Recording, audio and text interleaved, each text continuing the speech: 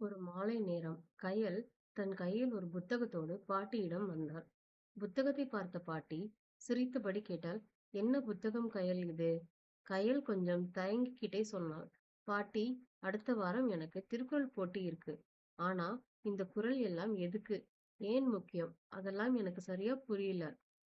அதை கேட்ட அந்த பாட்டி மெதுவா சிரித்தபடி சொன்னாள், கயல், திருக்குறள் ஒரு பாட புத்தகம் மட்டும் இல்ல. அது நம்ம வாழ்க்கைக்கே வழிகாட்டுற ஒரு முக்கியமான புத்தகம்.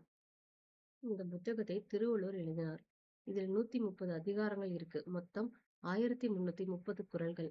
ஒவ்வொரு குறளும் நம்ம வாழ்க்கைக்கு ஒரு அடித்தளம் மாதிரி. அப்படியா பாட்டின்னு கயல் ஆச்சரியத்தோடு கேட்டாள். வா, உனக்கு சின்ன உதாரணத்தோட காட்டுறேன் அப்படின்னு சொல்லிட்டு பாட்டி அவளை பொம்மைகள் இருக்கிற அறைக்குள் கூட்டிட்டு போனாள். அங்கு பாட்டி பிளாக்ஸ் பொம்மைகளை எடுத்து சொன்னால், தூண் இல்லாமல் ஒரு பாலம் கட்டிப்பார். தூண் இல்லாமல் எந்த பாலமும் நிற்காது.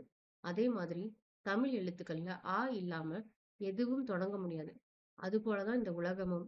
சூரியன் இல்லாம எந்த உலகத்திலையும் எந்த உயிரினமும் பிறக்க முடியாது. செடி, மிருகம், மனிதன் எல்லாமே சூரியனை நம்பிதான் இருக்கு. அதனாலதான் இந்த உலகத்தோட ஆரம்பமே ஆதி பகவான்னு திருவள்ளுவர் சொல்லியிருக்கிறார். அப்போ பாட்டி மெதுவா அந்த குறளை சொன்னாள். அகர முதல எழுத்தெல்லாம் ஆதி பகவன் முதற்றே உலகு. அதாவது கயல், எல்லாத்துக்கும் ஒரு ஆரம்பம் இருக்கும். அந்த ஆரம்பம்தான் உலகத்தோட அடித்தளம். திருக்குறள்ல இருக்கிற ஒவ்வொரு குறளும் இப்படிதான் நம்ம வாழ்க்கைக்கு வழிகாட்டுறது. இந்த குறள்களை புரிஞ்சு அதன்படி வாழ்ந்தா நம்ம வாழ்க்கையும் நல்லா இருக்கும். இந்த உலகத்தையும் நம்ம புரிஞ்சுக்க முடியும். இத கேட்ட கயல் மனம் நிறைந்து, இனிமேல் என் வாழ்க்கையில நடக்கிற ஒவ்வொரு விஷயத்தையும் ஒரு குறளோடு சேர்த்து யோசிச்சு பார்க்கிறேன் மனசுக்குள்ள முடிவு பண்ணினாள். அதை பார்த்த பாட்டி சந்தோஷமாக சொன்னாள், திருக்குறளை மனப்பாடம் செய்யற பாடமா நினைக்காத, வாழ்க்கையை கத்துக்கிற ஒரு வாழ்க்கை புத்தகமாக படி அப்படின்னு பாட்டி சொன்னாள்.